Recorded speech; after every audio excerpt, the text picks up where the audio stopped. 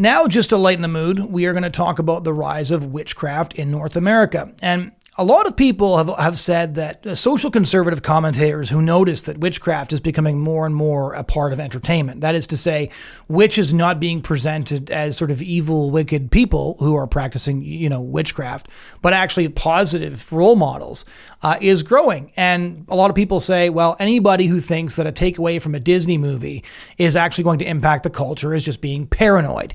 But the reality is that I think it's important to note that major media companies, the cultural storytellers of our society, are very deliberately attempting to mainstream these things. So there's a new Disney film out called Agatha. I think that's how it's pronounced. I didn't watch it, and I encourage everybody else not to either. It just got put out. It's about a witch. And one of the things that they announced was that this was the gayest movie they'd ever made. Some of you might remember that Disney was hemorrhaging money because they were trying to insert gay characters into all of their new films. And that cost them a lot of money. And they started to change tack. They delayed a bunch of their films and they were going to change them up. But take a look at this clip. It looks like they're making a couple of significant concessions in this clip. First of all, they're doubling down on their LGBT content. So if you're hooking your kids up to Disney, just be cognizant of what you're connecting them to. And secondarily, that witchcraft and the LGBT movement are very connected, at least based on what they had to say. Don't take it from me, take it from them. That Agatha is the gayest project Marvel has ever done. Agree? I would agree with that, yeah. Why is it? You'll see. You'll see when you watch it. But, I think witches are queer inherently just because we are outcast and, set aside for many reasons. And I think this show shows a really good representation of different types of people and that we can all use the power we have within to, go forth and be great. Now, I'm not going to get too much into the details of LGBT and queer, etc., and its connection to witchcraft. I'll let what they're saying about their own storytelling stand for itself. And the Disney canon has been considered one of the most prominent American storytelling enterprises since the release of Snow White in the 1940s.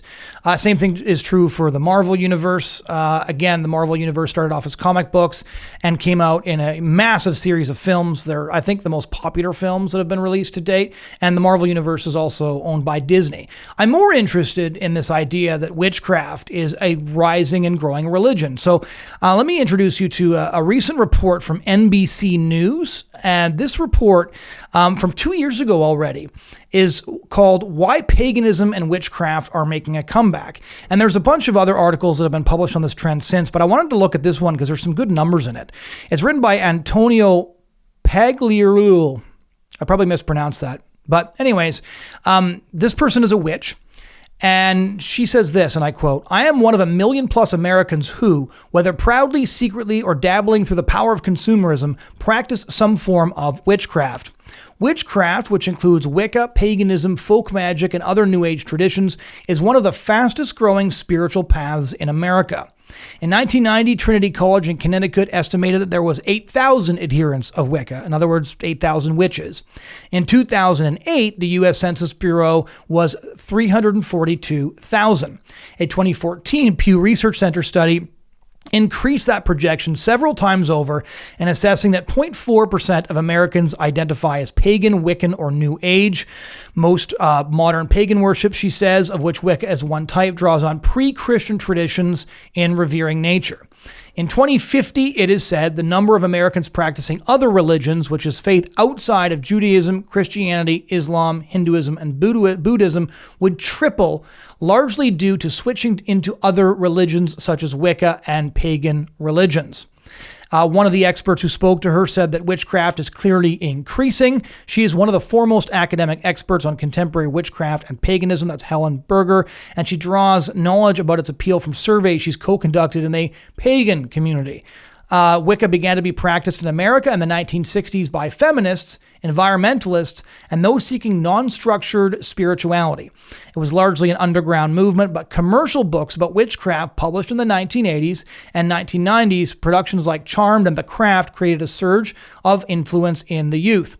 With the ability to find communities online and the decline in affiliation with traditional religions, witchcraft began its entry into the mainstream. Now, a couple of important things to note here. One, there's There's experts being quoted by NBC who are saying that pop culture representations of witchcraft capture the imagination of kids and introduce them to witchcraft. They then look up the idea of this Wicca religion or witchcraft online, and they begin to identify because they're hyper-individualistic, and both the Satanist Church of America and the Satanist movement, which is also rapidly growing, there's a major award-winning documentary called Hail Satan that details the rise of the Satanist movement. It's about hyper-autonomy. It's not even necessarily about worship of the devil as a specific being, but self-worship, which is ultimately what Satanism is. And so a couple of the things social conservatives have been saying for years are proven true. I'm not reading this off, the American Conservative or First Things or National Review or some social conservative blog like the Bridgehead, which you should read, by the way. I'm reading this off of NBC News, and I'm quoting an expert in the Wicca religion and in witchcraft. And again, 1990s productions like Charmed and The Craft and other TV shows helped to create a surge of interest in the youth.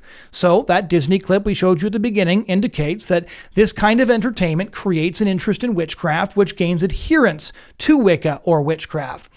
Not incidentally, it was the feminists in the 1960s who began to practice this. Again, I emphasize, this is not a connection I am making. This is a connection being made by NBC News. We've seen this a lot in the pro-life movement. A lot of clinic escorts that are helping women into abortion clinics are witches or practice Wicca. A lot of the counter-protesters that we face doing pro-life activism identify as witches or Satanists. I never met anybody who self-identified as a witch or a Satanist until I started doing pro-life activism over a dozen years ago. Now I've met more than I can count. They very overtly announce that they are supportive of these things. I've seen people yell, "Hail Satan," as they walk into abortion clinics.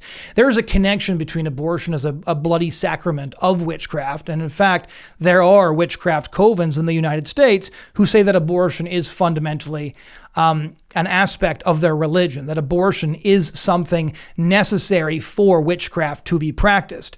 And again, the Satanic Temple of America, which was founded by a man named Lucien Greaves, I've actually gotten to a Twitter spat with him in the past.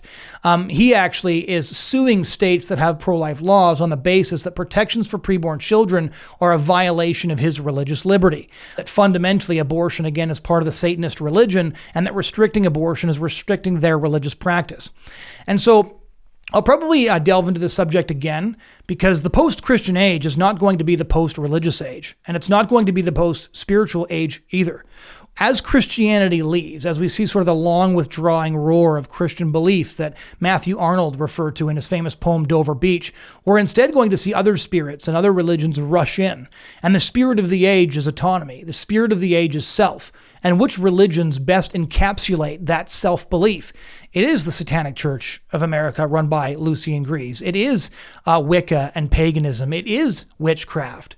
And so that's why groups like Disney are now promoting witchcraft, and witches are the good guys instead of the bad guys in these stories. It's something to keep an eye on. And I think it's something else that we have to recognize, that entertainment isn't just entertainment. Stories aren't just stories. Stories have storytellers, and storytellers have a purpose.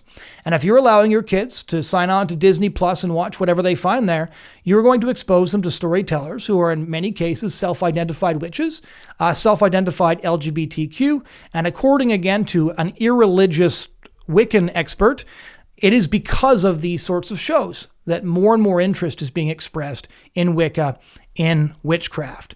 And so on that light note, thank you so much for watching The Bridgehead. Any story suggestions you might have, things you'd like to see us cover, please drop those in the comments. We're trying to give a social conservative perspective on what's going on in Canada, the US, and across the West.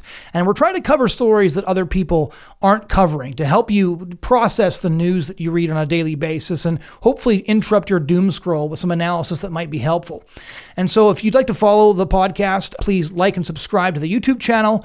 You can go to Spotify, Apple Podcasts, or anywhere else you download your content, and you can find us there.